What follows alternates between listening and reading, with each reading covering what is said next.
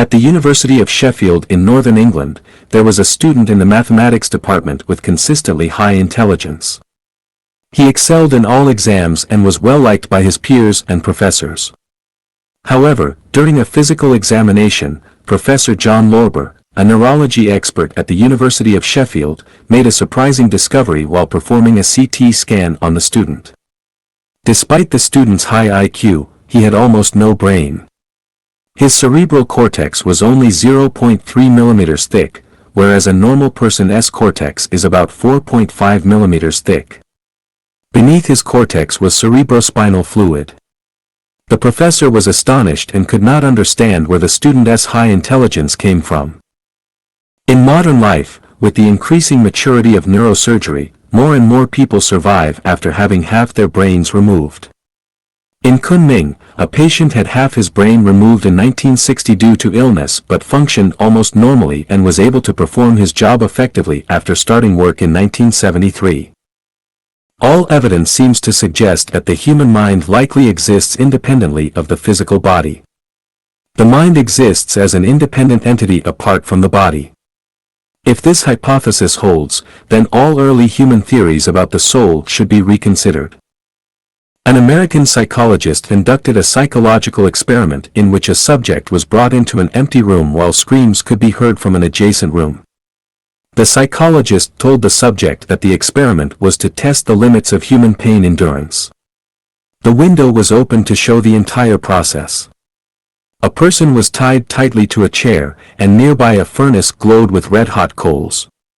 A doctor used tongs to take out a red-hot coin from the furnace and placed it on the person's arm.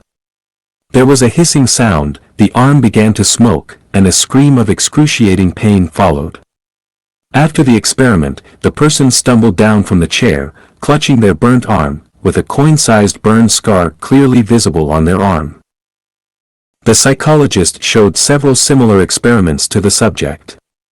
Afterward, the subject was taken to the experiment room and tied tightly to a chair. A red-hot coin was taken from the furnace, and the psychologist said, "I am now going to place this coin on your arm." The subject suddenly felt a hot object on their arm, followed by intense, piercing pain, and screamed loudly. The doctors found that the subject had developed a third-degree burn scar the size of a coin on his arm. In fact, all the experiments were fake. The burns and screams were simulated. The true experiment subject was the last one. The coin placed on the subject's arm was only slightly warmed, just above body temperature, and could not cause burns. Therefore, where did this third-degree burn scar come from? Since there were no external factors, it must be attributed to consciousness and mind causing the body to burn because the mind believed the body should burn under such conditions. In this experiment, the possibility of the body causing its own burns was eliminated because the body can only passively react to external stimuli. This experiment proves that the mind has absolute control over the body, allowing the body to react in unimaginable ways under certain conditions. The body is merely a slave or tool of the mind. This conclusion from scientific experiments is similar to various religious views on the soul. For example, Taoism believes that the body is merely a furnace for cultivation, where one refines their three treasures to achieve spiritual evolution. Buddhism also believes that Buddha nature can control the body. The American journal Biopsychology published an example of a psychological experiment by psychologist Kratz, which originated from a legal case involving a death. At a university in the United States, a group of college students orchestrated a prank. Late one night, they suddenly put an unsuspecting friend into a bag. Without saying a word, they carried the bag to a train station, chose a long-abandoned railway track, and placed their poor friend on it. Then they squatted nearby to watch. At that moment, the sound of a train leaving the station echoed from a distance, and the ground began to tremble slightly.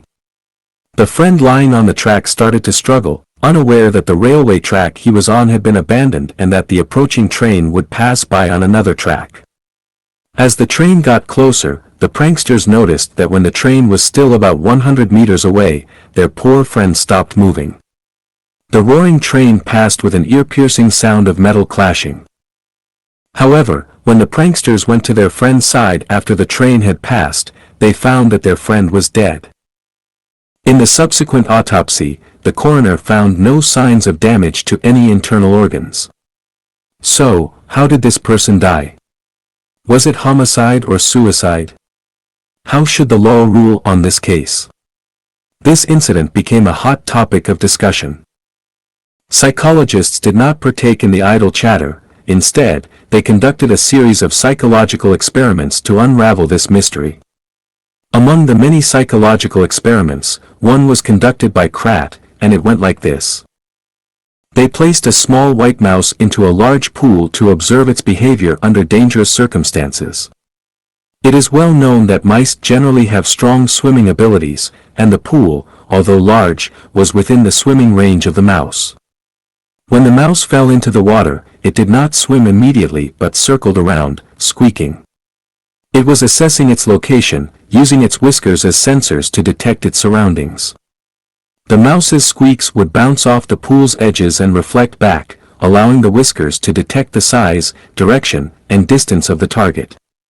After squeaking and circling a few times, the mouse swam energetically in a chosen direction and soon reached the shore. This happened repeatedly in the experiments. The psychologists then selected another mouse, this time cutting off all its whiskers before placing it in the center of the pool. The mouse circled around, squeaking, but without its whiskers, it could not determine its location. It continued circling and squeaking anxiously but to no avail. Soon, this mouse drowned at the bottom of the pool. Psychologists explained the mouse's death as follows. Because the mouse's whiskers were cut, it could not accurately determine its location. In its mind, it was surrounded by water and believed there was no way to escape. In such a situation, the mouse stopped all efforts and forcibly ended its own life.